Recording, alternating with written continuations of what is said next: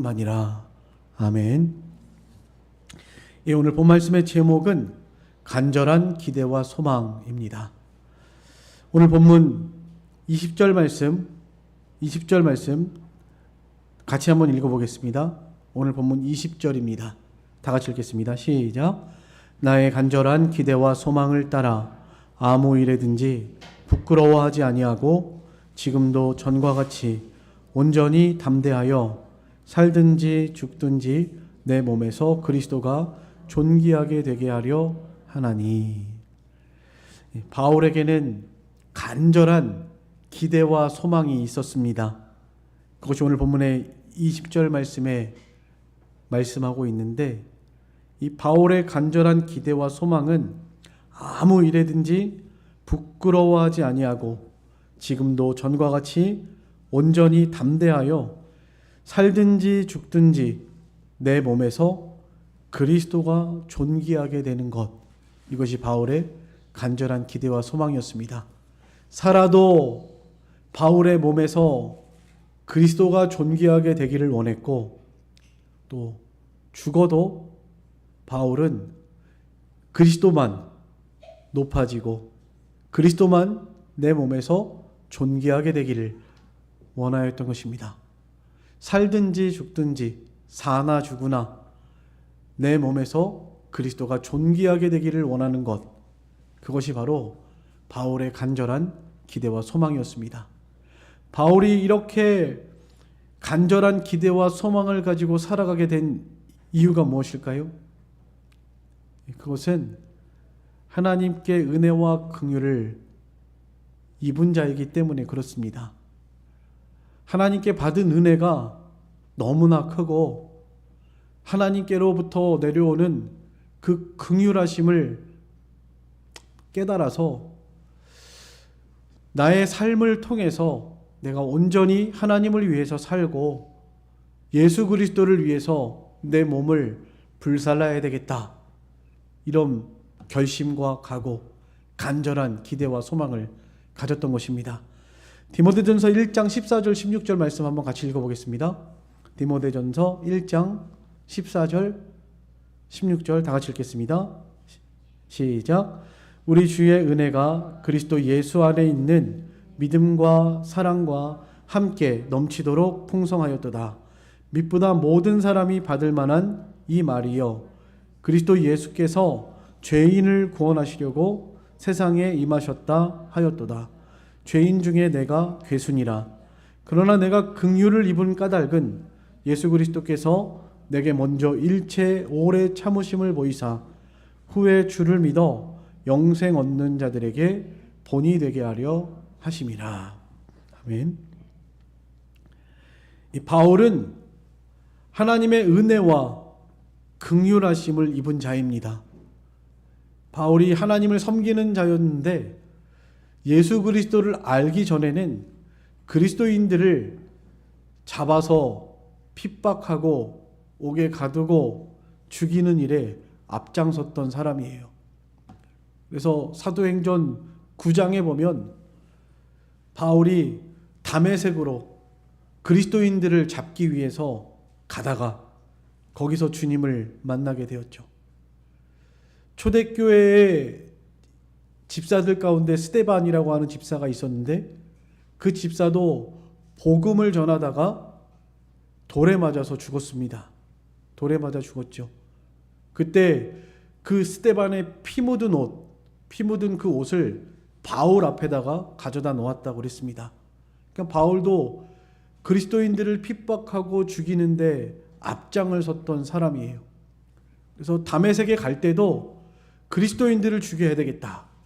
왜냐하면 이들은 이단이다라고 생각을 했기 때문에, 하나님을 모독하는 자들이다 이렇게 생각을 했기 때문이에요. 바울이 전에 하나님 그리스도를 알지 못할 때, 그럴 때 그렇게 열심을 가지고 그리스도인들을 핍박하던 핍박자이고 회방자이고 포행자였다, 이렇게 자기 자신을 고백하고 있습니다. 죄인 중에 괴수였다. 아까 디모데전서 1장 14절에 그렇게 말씀했죠. 죄인 중에 내가 괴수였다. 그런데 다메섹 도상에서 예수님을 만나게 되었죠. 사울아 사울아 어찌하여 나를 핍박하느냐? 나는 네가 핍박하는 예수다 하면서 예수님이 이 바울에게 나타나셨습니다. 그래서 바울이 다메섹으로 가다가 예수님을 만나고 그때부터 바울이 그리스도인이 되었습니다. 복음을 믿고 그리스도인이 되어서 보니까 전에 자기가 얼마나 죄인 중에 괴수였는가를 깨닫게 되었고, 그래서 남은 생에는 이제 이 몸을 불살라서 정말 살든지 죽든지 내가 내 몸에서 그리스도만 존귀하면 된다 하는 그런 기대와 소망을 가지고 바울은 살았던 것입니다. 그래서 일평생 정말 주님을 위해서, 주와 복음을 위해서 헌신하고 다름박질했던 그런 사람이에요. 이 바울의 간절한 기대와 소망, 아무 일에든지 부끄러워하지 아니하고 지금도 전과 같이 온전히 담대하여 살든지 죽든지 내 몸에서 그리스도가 존귀하게 되는 것, 이것이 바로 바울의 간절한 기대와 소망이었습니다. 여기서 우리가 한 가지 주목해야 할 바울의 고백 가운데 지금도 전과 같이 온전히 담대하여 이렇게 고백하고 있는 부분인데요. 지금도 전과 같이 담대하기를 원하고 지금도 전과 같이 흔들리지 아니하고 담대하게 이 복음을 전하기를 원한다. 이런 고백의 의미죠. 그러니까 여기에는 전과 같이 온전히 담대할 수 없는 지금이라는 것을 암시하고 있는 거예요. 바울이 복음을 전할 때 하나님이 함께 하시고 하나님이 은혜 주셔서 많은 교회들이 세워지고 많은 사람들이 예수께로 돌아왔습니다. 우리가 지금 보고 있는 이 빌립보서도 유럽의 첫 성에서 들어가서 하나님의 은혜로 루디아를 만나게 되었고, 그래서 복음을 전해서 사람들이 모여서 교회가 세워진 거예요. 또 빌립보에서 더 이상 복음을 전할 수 없어서 거기서 나와가지고 들어간 곳이 데살로니가입니다. 데살로니가에서도 3주밖에 있지 않았어요. 그런데 그곳에서도 그리스도인들이 예수를 믿고 돌아오고 교회가 세워지게 되었고, 베레아에서 고린도에서, 아덴에서 고린도에서 이런 2차 전도 여행 때만 해도 많은 교회들이 세워지고 많은 사람들이 그리스도께로 돌아오는 일이 있게 됐습니다. 바울이 가는 곳마다 하나님이 함께 하시고 복음의 문을 열어서, 전도의 문을 열어서 많은 사람들이 주께로 돌아오는 이런 놀라운 은혜를 하나님이 경험하게 하셨습니다. 이게 전이에요. 이거 전. 하나님이 함께 하시고 하나님이 힘주시고 하나님이 복음의 문을 열어주시고 전도의 문을 열어주셔서 막 복음이 확장되어져 나가던 그것을 전이라고 한다면, 여기 오늘 바울이 고백하고 있는 전이라고 한다면, 지금은 바울이 어떤 상황이죠? 지금은 지난주에도 제가 말씀드렸지만 복음을 전할 수 없는 상태죠. 감옥에 갇혀 있는 상태입니다. 감옥에 갇혀서 고난당하고 있는 그런 상태예요. 또 언제 죽을지 모르는 그런 상태입니다. 여기 오늘 본문에 바울이 이런 고백을 해요. 내가 그 둘 사이에 끼어 있다. 여기 23절에 그랬죠. 내가 그 둘 사이에 끼었으니, 여기 둘 사이는 삶과 죽음의 사이를 말합니다. 지금 살게 될지 죽게 될지 모르는 상황 가운데 있는 거예요. 살 수도 있고 죽을 수도 있는 상황인 것이죠. 그만큼 바울의 고난과 핍박이 극심한 상태에 있다라는 것을 증거하고 있는 것입니다. 또 심지어는 같은 동족들에게 시기와 미움을 당하기도 하였죠. 이따가도 살펴보겠지만 여기 오늘 본문에 보면 같은 그리스도인들 같이 협력을 해서 한 마음으로 복음의 일을 위해서 협력해야 할 사람들인데, 근데 바울을 시기하고 미워해가지고 바울을 반대하는, 그래서 바울이 잘 되기를 바라지 않는 이런 사람들도 있었다고 그랬습니다. 서로 한 마음으로 한 뜻이 되어서 협력을 해서 복음의 일을 위해서 함께 협력을 해도 부족할 판국인데, 이렇게 많은 그리스도인들이 바울을 시기하고 미워하고 대적을 했다. 이것 때문에 바울이 마음이 상당히 아프고 또 힘들어했던 그런 모습들을 여기 오늘 본문에도 기록하고 있습니다.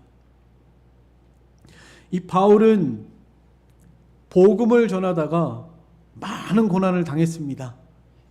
고린도후서 11장 23절로 27절 한번 우리 같이 읽어보겠습니다. 고린도후서 11장 23절로 27절입니다. 다 같이 읽겠습니다. 시작. 그들이 그리스도의 일꾼이냐 정신없는 말을 하거니와 나는 더욱 그러하도다. 내가 수고를 넘치도록 하고 옥에 갇히기도 더 많이 하고 매도 수없이 맞고 여러 번 죽을 뻔하였으니 유대인들에게 40에 하나 감한매를 5번 맞았으며 3번 태장으로 맞았고 1번 돌로 맞고 3번 파선하고 일주야를 깊은 바다에서 지냈으며 여러 번 여행하면서 강의 위험과 강도의 위험과 동족의 위험과 이방인의 위험과 시내의 위험과 광야의 위험과 바다의 위험과 거짓 형제 중에 위험을 당하고 또 수고하며 애쓰고 여러 번 자지 못하고 줄이며 목마르고 여러 번 굶고 춥고 헐벗었노라. 바울이 복음을 전하다가 당한 고난들을 쭉 나열한 거예요.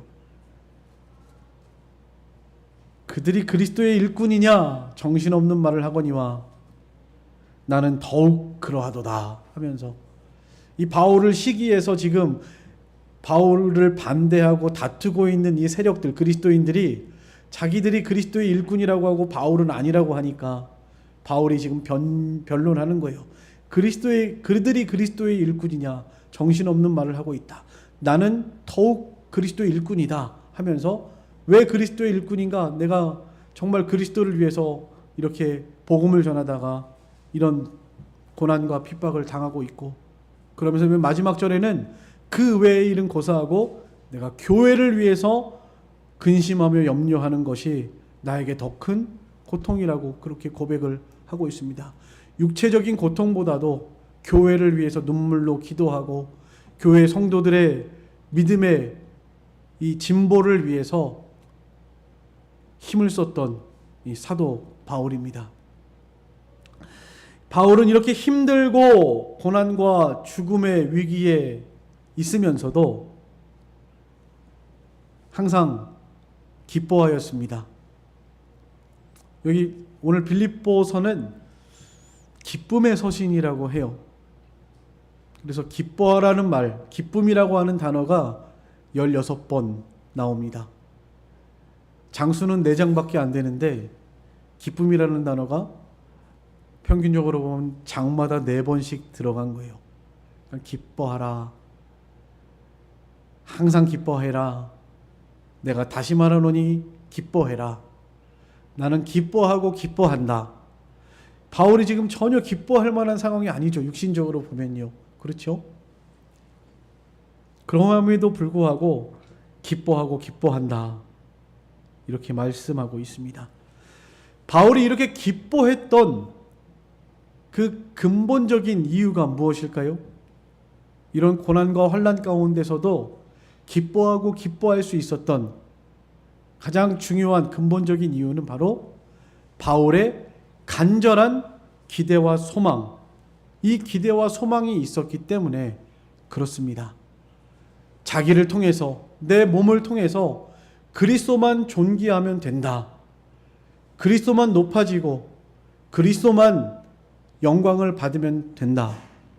이런 간절한 기대와 소망이 있었기 때문에 아무리 힘들고 어려운 일을 당해도 복음이 진보되는 것, 또 성도들의 믿음이 자라나고 교회가 확장되는 것, 복음이 전파되는 것, 하나님이 기뻐하시는 일들을 이루어 나가는 것, 이것이 바울에게는 기쁨이고 기쁨이었던 것입니다.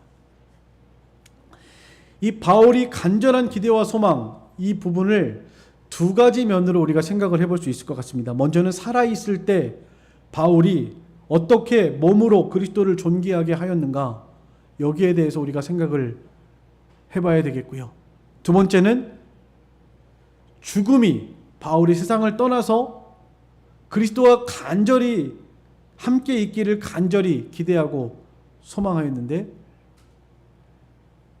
이 두 가지 면을 생각을 해보려고 합니다. 바울의 간절한 기대와 소망, 먼저 첫 번째는 살아가는 동안에 내 몸에서 그리스도가 존귀하게 되기를 원하는 이런 간절한 기대와 소망을 가지고 있었습니다. 그렇기 때문에 아무리 힘들고 어려운 일을 당해도, 고난이 와도 그것 때문에 낙심하거나 절망하지 않고 도리어 더 기뻐하고 기뻐했다, 이렇게 말씀하고 있습니다. 사는 동안에 아무 일에든지 부끄러워하지 아니하고 온전히 담대하게 이 그리스도를 존귀하게 하려는 것, 그것이 바로 바울의 간절한 기대와 소망입니다. 자기 몸을 통해서 그리스도만 존귀하게 되기를 살아가는 동안에요, 그 일에 있어서 부끄러워하지 않으려고, 이 고난과 죽음의 위기가 있다고 해서 두려워하면서 복음을 전하지 않고 말씀을 거역하고 양심을 쓰지 않고 살아간다면 그것은 부끄러운 일이겠죠. 부끄러운 일입니다.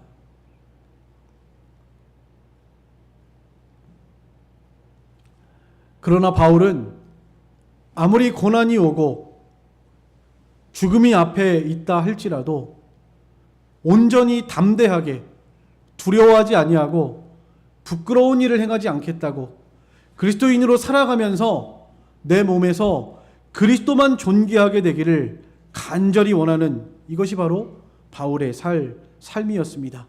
이러한 간절한 기대와 소망이 사는 동안에 사도 바울을 그리스도를 닮아가게 하였고, 또 교회와 성도들에게 많은 유익을 주며 많은 열매를 맺게 하였던 것입니다.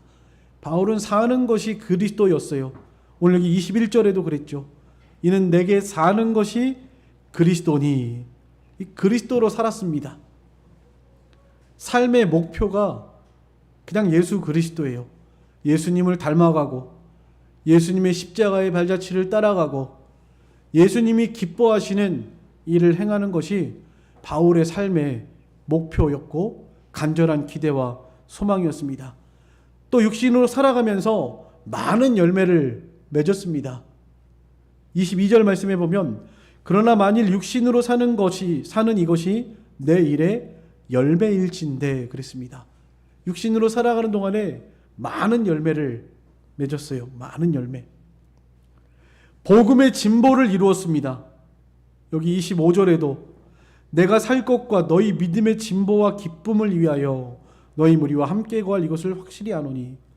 믿음의 진보, 성도들의 믿음의 진보를 이루기 위해서 가르치고 복음을 전하고 그 영혼들을 위해서 기도하고 희생하고 관제와 같이 자신을 헌신하면서 섬김의 이 사명을 감당했습니다.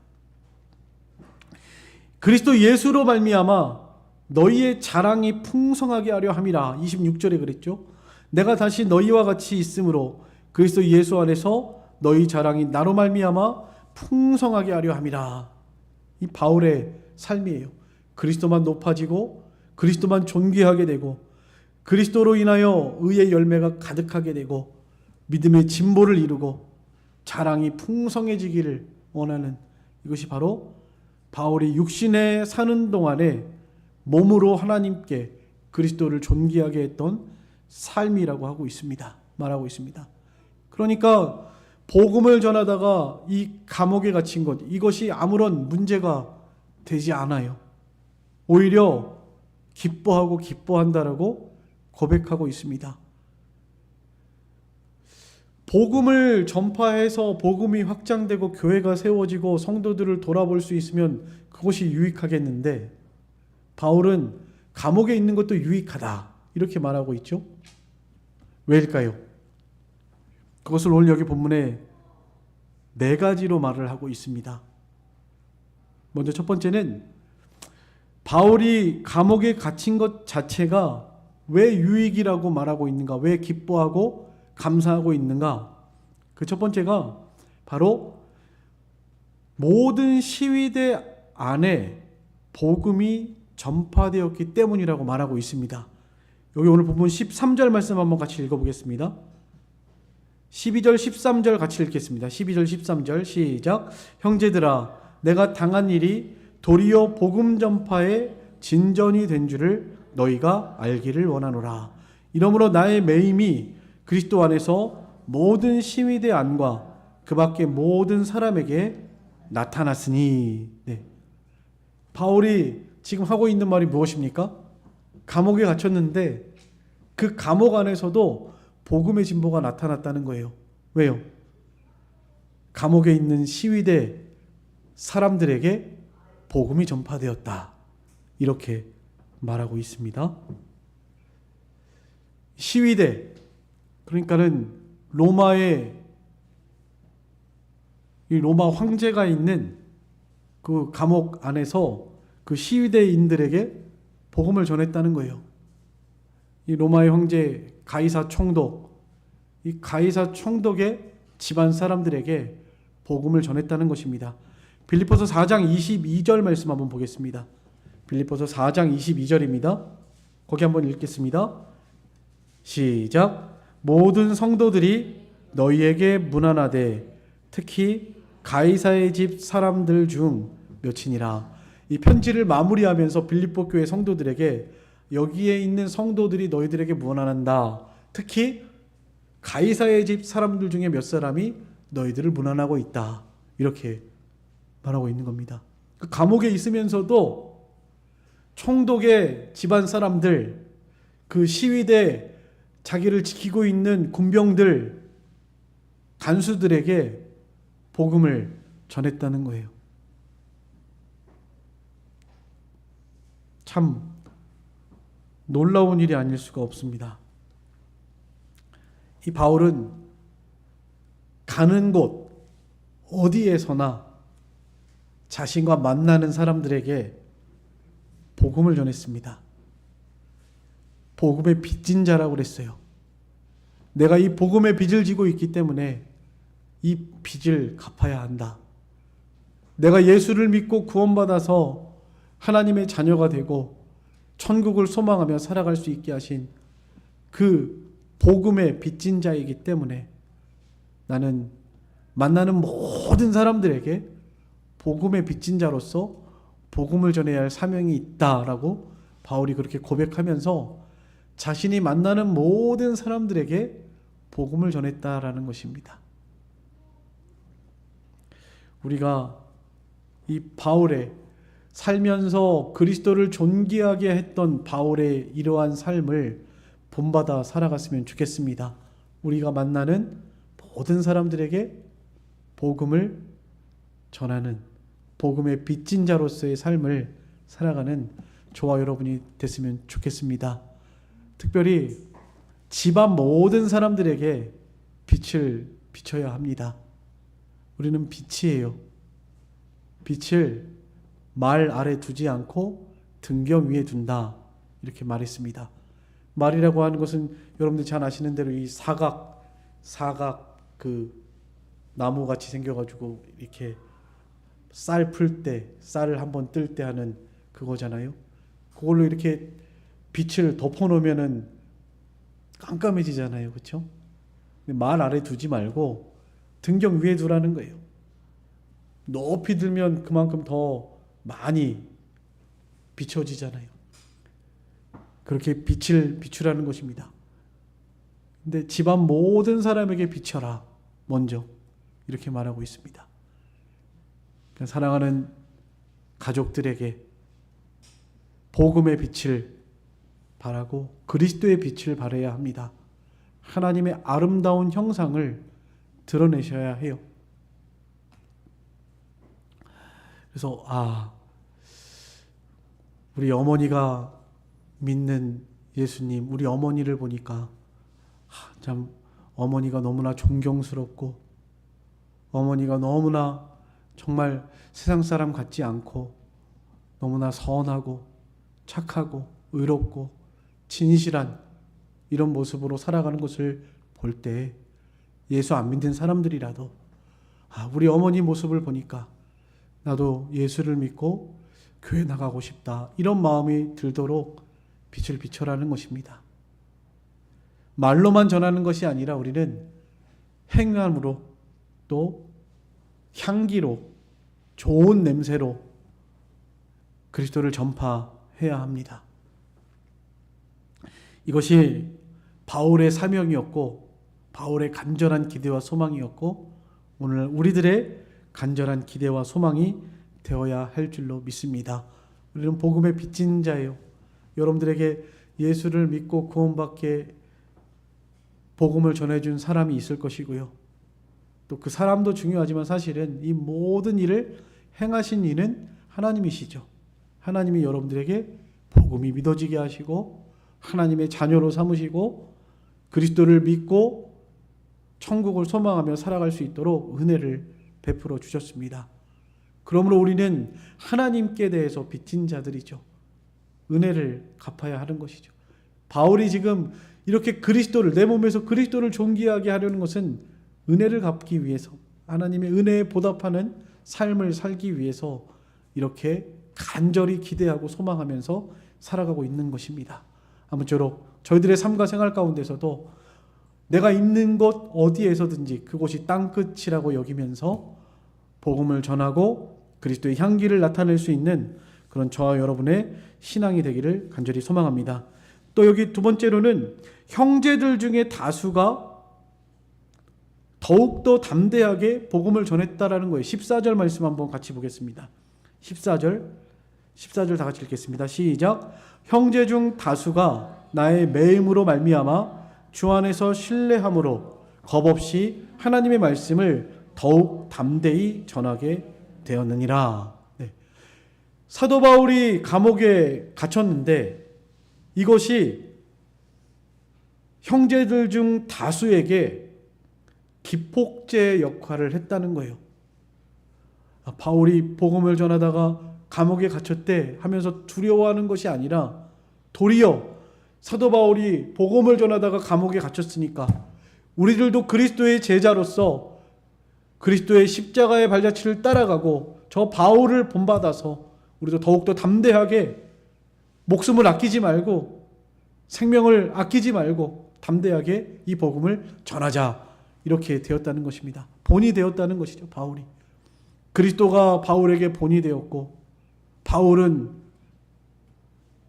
이 성도들에게 본이 되어서 형제들 중에 다수가 담대하게 더욱더 주 안에서 신뢰함으로 겁없이 하나님의 말씀을 담대하게 전파하게 되었다는 것입니다. 과거의 우리나라의 역사 가운데에서도 많은 환란이 있었죠. 불과 200년도 채 되지 않는 역사를 가지고 있지만 그런데도 불구하고 복음을 전하다가 정말 많은 순교하신 분들이 많습니다. 특히 그 일제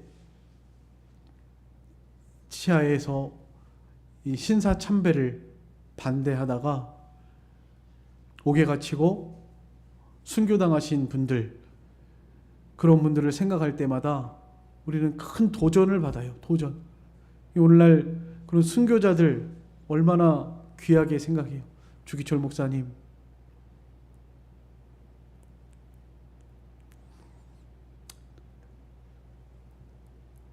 목길을 걸어가셨다고 그러죠. 못을 거꾸로 박아놓고 너가 신사참배하고 신사참배를 하면 살려주고 신사참배를 계속 반대하고 거부하면 이 목길을 걸어가라고 했다고 해요. 그 목길을 걸어가면서도 주님은 한 번도 나를 모른다고 하지 않았는데 내가 어떻게 주님을 부인하랴 하면서 그 목길을 걸어가셨다고 합니다.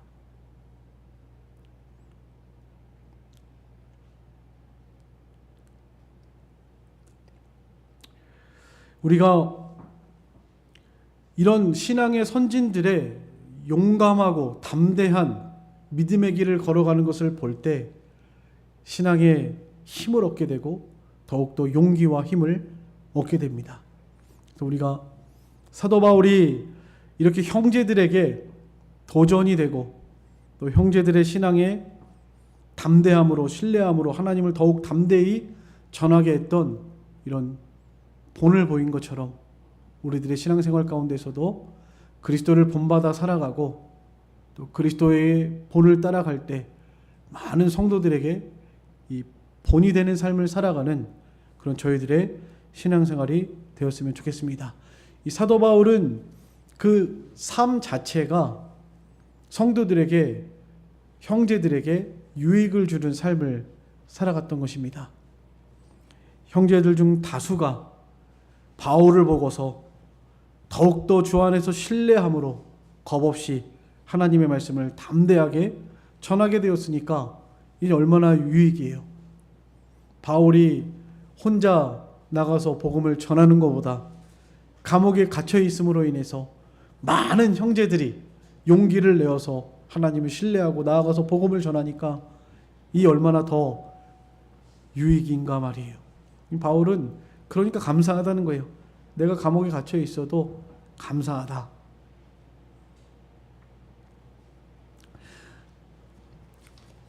또 여기 세 번째로는 여기 15절에 보면 어떤 이들은 투기와 분쟁으로 어떤 이들은 착한 뜻으로 그리스도를 전파하나니 이들은 내가 복음을 변증하기 위하여 세우심을 받은 줄 알고 사랑으로 하나 그들은 나의 매임에 괴로움을 더하게 할 줄로 생각하여 순수하지 못하게 다툼으로 그리스도를 전파하느니라. 그러면 무엇이냐? 거칠애로 하나 참으로 하나 무슨 방도로 하든지 전파되는 것은 그리스도니 이로써 나는 기뻐하고 또한 기뻐하리라. 바울을 반대하고 시기하고 미워하던 자들입니다. 아마 유대인 그리스도인들 같아요. 유대교에서 돌이킨 사람들. 이 사람들은 바울은 믿음으로만 구원받는다고 했는데 믿음으로만 구원받는 것이 아니라 그래도 할례를 행해야 하고 행함이 있어야 한다라고 말하던 사람들도 이 중에 있을 것입니다. 그러니까 바울하고 이 예수 그리스도를 믿는 것은 같아요. 그리스도인이라고 단정하고 있습니다. 그래서 복음을 전하고 그리스도를 전하고 있다라고 말하고 있습니다. 그러나 약간 생각이 틀린 사람들이죠. 바울이 전하는 복음, 바울이 전하는 진리와 조금 차이가 있는 그런 사람들인 것이죠. 오늘날에도 많은 교단과 교파가 있죠.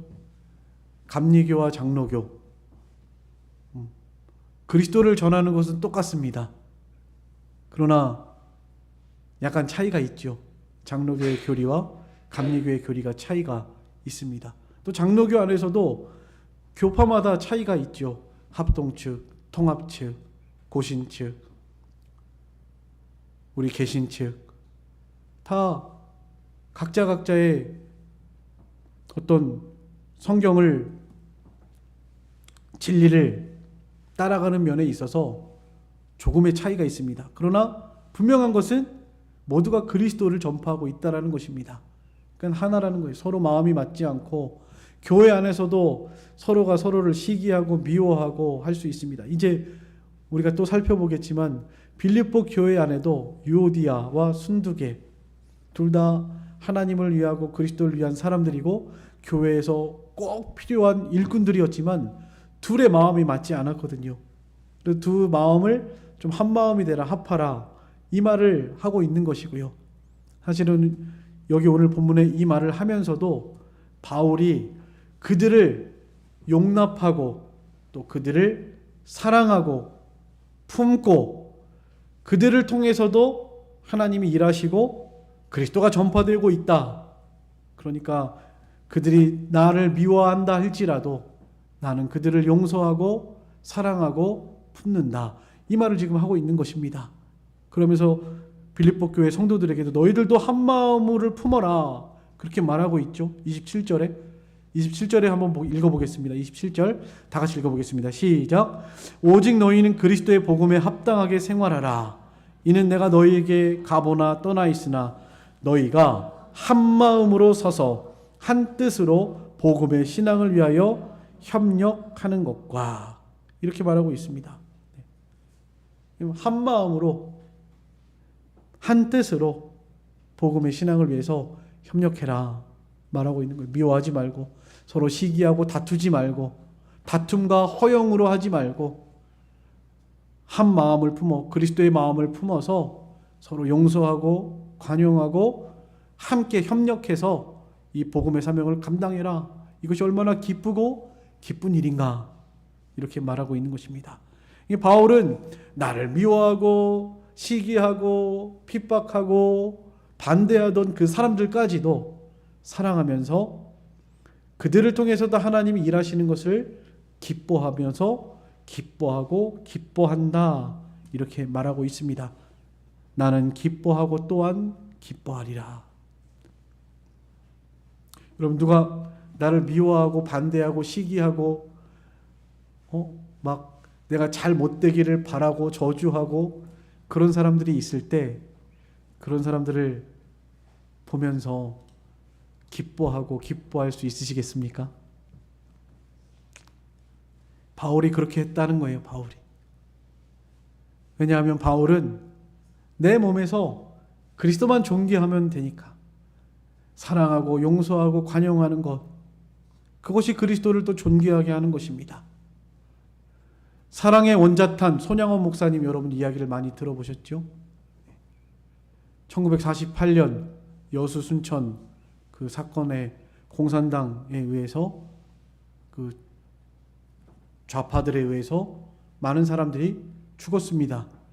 그때 손양원 목사님 아들 동신이도 죽었어요. 총살당해서 죽었단 말이에요.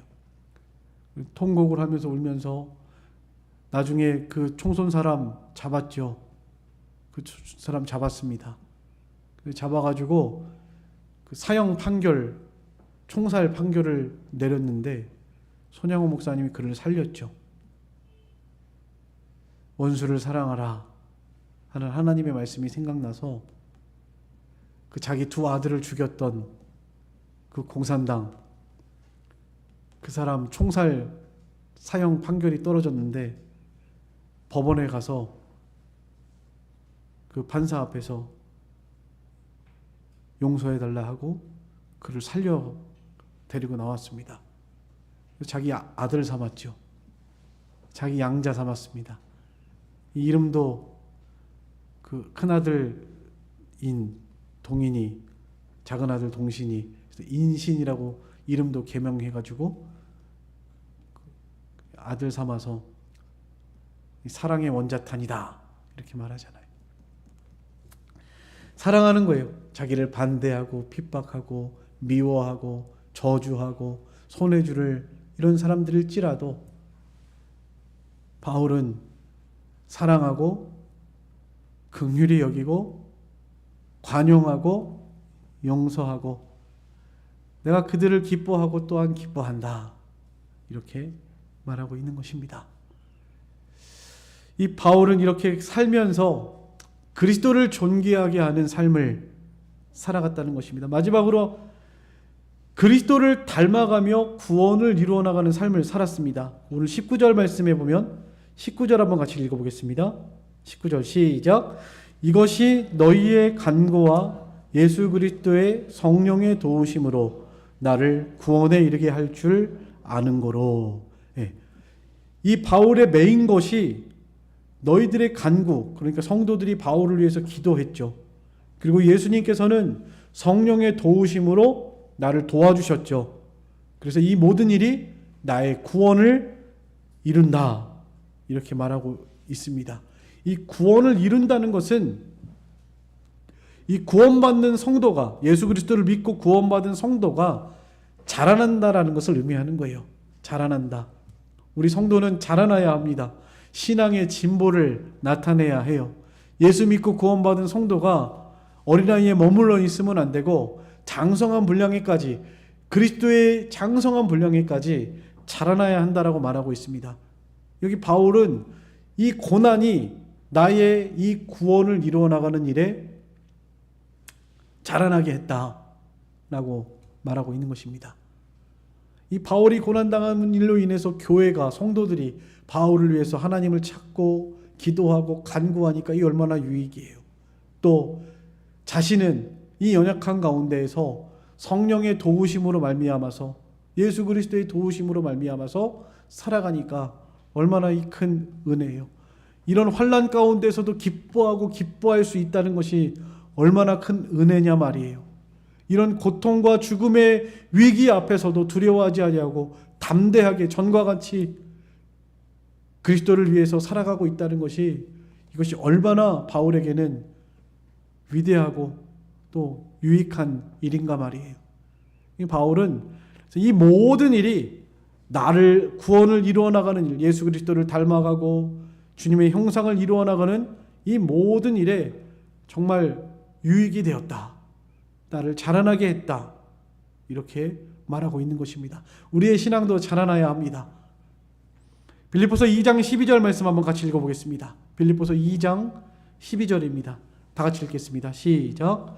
그러므로 나의 사랑하는 자들아, 너희가 나 있을 때뿐 아니라 더욱 지금 나 없을 때에도 항상 복종하여 두렵고 떨림으로 너희 구원을 이루라. 하나님 앞에서 살아가면서 누가 보던지 보지 않던지 나 있을 때뿐만 아니라 더욱 나 없을 때에도 항상 복종하여 두렵고 떨림으로 너희 구원을 이루라. 성도들에게 구원을 이루라고 명령하고 있습니다. 항상 하나님 앞에서 살면서 누가 보던지 보지 않던지 두렵고 떨리는 마음으로 하나님 앞에서 코람데오의 삶을 살아가야 할 것을, 그래야만 우리의 구원이 이루어져 나간다는 것을 말하고 있는 것입니다. 이렇게 어려운 일을 당할 때 기도하게 되고 성령의 도우심으로 자라나게 되는 것입니다. 그래서 성도에게는 고난이 참 유익이에요. 복된 것입니다. 고난이 우리에게 큰 유익이 됩니다. 고난당한 것이 내게 유익이라. 시편에서 119편 67절 71절에 말했죠. 고난당한 것이 내게 유익이다. 고난을 통해서 하나님을 알게 된다. 하나님의 말씀을 깨닫게 된다. 그런 내용들을 기록하고 있습니다. 이 고난을 통해서 우리가 유익이 참 많습니다. 연단이라고 하죠. 연단. 고난을 다른 말로 우리는 연단이라고 할 수 있겠습니다. 이 연단을 통해서 바울이 지금 고난의 과정에 있지만, 그러나 이 고난이 도리어 나에게 큰 유익이 되었기 때문에 기뻐하고 기뻐할 수 있었다라는 것이에요. 이것이 바울의 간절한 기대와 소망이었기 때문에, 그렇기 때문에 바울은 어떠한 형편에든지 자족하기를 배웠고 범사에 감사하면서 모든 일을 합력하여 선을 이루시는 하나님께 영광을 돌렸다라는 것입니다. 이것이 바울의 삶이에요. 이 바울의 삶. 우리도 이 바울의 살아있을 때 이 바울의 삶을 본받아서 살아가는 저희들의 신앙생활이 됐으면 좋겠습니다. 그다음 세상을 떠났을 때 간단하게 하고 마치겠습니다. 바울은 세상을 떠나는 것도 유익이라고 그랬죠. 사는 것도 유익한데 또 살면 이런 많은 열매들을 맺히고 성도들에게 유익을 주고 풍성한 열매를 맺혀 나가니까 너무나 유익하고 좋은 것인데, 그러나 바울은 사는 것보다 떠나서 그리스도와 함께 있을 이 욕망을 더 좋게 여겼다라고 말하고 있습니다. 바울이 삶을 포기하겠다 이런 의미가 아니에요. 세상이 너무 힘드니까 내가 이 세상을 포기하고 빨리 천국에 가고 싶다 이런 의미가 아닙니다. 이런 의미가 아니고 정말로 예수 그리스도와 함께 사는 것, 이것이 더 큰 소망이었던 것이죠. 주님 오시기를 늘 고대하고 사모하는 것입니다. 주님 앞에 서기를, 주님과 함께 하나님 나라에서 영원히 살기를 간절히 소망하고 간절히 기대하는 이런 바울의 삶을 볼 수가 있습니다. 이것이 바울의 간절한 기대와 소망이에요. 여러분들은 어떠십니까? 예수님이 빨리 오셨으면 좋겠습니까?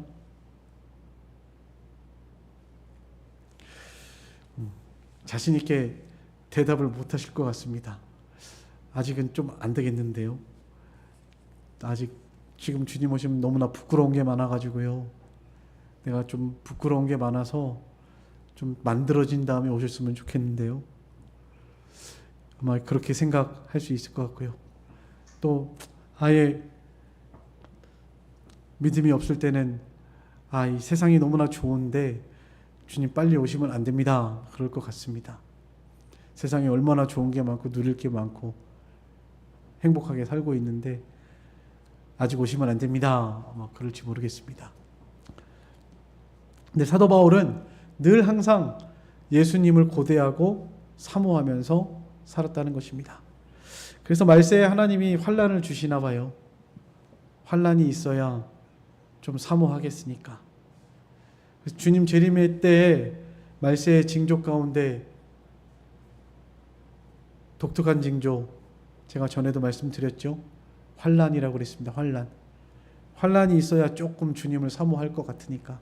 이 바울은 환난이 너무 심하니까 빨리 주님 오셨으면 좋겠다. 그냥 그렇게 생각하는 거예요. 감옥에 있는 것보다 빨리 천국에 가는 게 좋겠지요. 매 맞고 복음 전하다가 고통당하고 고난당하고 먹지 못하고 춥고 헐벗고 이런 고난받는 삶보다 빨리 떠나서 하나님 나라에서 쉼과 안식을 누리고 싶은 것이 이 바울의 진짜 더 간절한 마음, 간절한 기대와 소망이었다라는 것을 오늘 여기 본문에서 우리에게 분명하게 증거하고 있습니다. 하나님의 나라는 참된 안식이 있는 곳입니다. 마태복음 11장 28절 한번 같이 읽겠습니다. 마태복음 11장 28절입니다. 다 같이 읽겠습니다. 시작. 수고하고 무거운 짐진 자들아 다 내게로 오라. 내가 너희를 쉬고 하리라. 이 세상은요, 수고하고 무거운 짐을 지고 살아가는 곳입니다.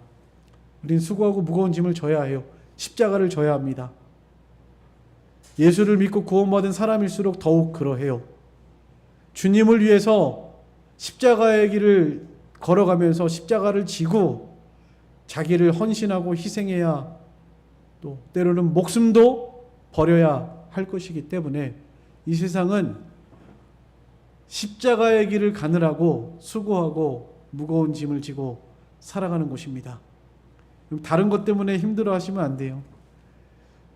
세상에도 돈 버느라고 힘들고 출세하고 명예 영광을 얻기 위해서 힘들고 그거보다도 더 가치 있는 하나님의 이 그리스도의 몸을 존귀하게 하기 위한 이런 수고하고 무거운 짐을 많이 지셔야 합니다. 그것을 우리는 십자가라고 하죠. 자기 십자가. 자기 십자가를 무거운, 또 수고하고 무거운 이런 자기 십자가를 잘 지고 가셔야 합니다. 그렇지만 이제 그 십자가를 내려놓고 하나님 나라에 가면 그곳은 이제 쉬는 곳입니다. 모든 수고를 그치고 쉬는 곳, 다시는 눈물이 없고 고통이 없는 곳, 죽음이 없는 곳, 그것이 하늘나라입니다. 요한계시록 21장 3절로 4절 같이 읽겠습니다. 요한계시록 21장 3절 4절입니다. 다 같이 읽겠습니다. 시작. 내가 들으니 보좌에서 큰 음성이 나서 이르되 보라, 하나님의 장막이 사람들과 함께 있음에 하나님이 그들과 함께 계시리니 그들은 하나님의 백성이 되고 하나님은 친히 그들과 함께 계셔서 모든 눈물을 그 눈에서 닦아주시니 다시는 사망이 없고 애통하는 것이나 곡하는 것이나 아픈 것이 다시 있지 아니하리니 처음 것들이 다 지나갔음이라. 이 바울은 이렇게 저 안식 세계, 다시는 눈물이 없고 애통하는 것이나 곡하는 것이나 아픈 것이 있지 않는 죽음이 없는 곳, 수고하고 무거운 짐을 다 내려놓고 안식할 곳, 그곳을 늘 사모하면서 그 나라에 대한 간절한 기대와 소망을 가지고 살았다는 것입니다. 오늘 말씀을 정리하겠습니다. 바울이 간절한 기대와 소망, 크게 두 가지, 살아있을 때 바울이 간절한 기대와 소망을 가지고 그리스도를 위해서 살았다는 것, 그리고 죽어도 세상을 떠나서 그리스도와 함께 있는 그것이 더욱더 좋다는, 또 더욱더 하나님의 나라를 사모하는 이런 간절한 기대와 소망을 가지고 살았다는 것을 기억하시고, 우리의 삶 속에서도 바울을 본받아서 또 그리스도를 본받아서 십자가를 지고 이 땅을 살아가는 동안에 주님을 위해서 헌신하고 희생하며 주님의 발자취를 따라가는 우리들의 신앙생활이 됐으면 좋겠습니다. 또한 세상을 수고하고 무거운 모든 짐을 내려놓고 이제 영원한 안식 세계에 늘 소망하면서 하늘나라에 대한 소망과 기대를 가지고 살아가는 저희들의 신앙생활 되기를 간절히 소망합니다. 이제 다 같이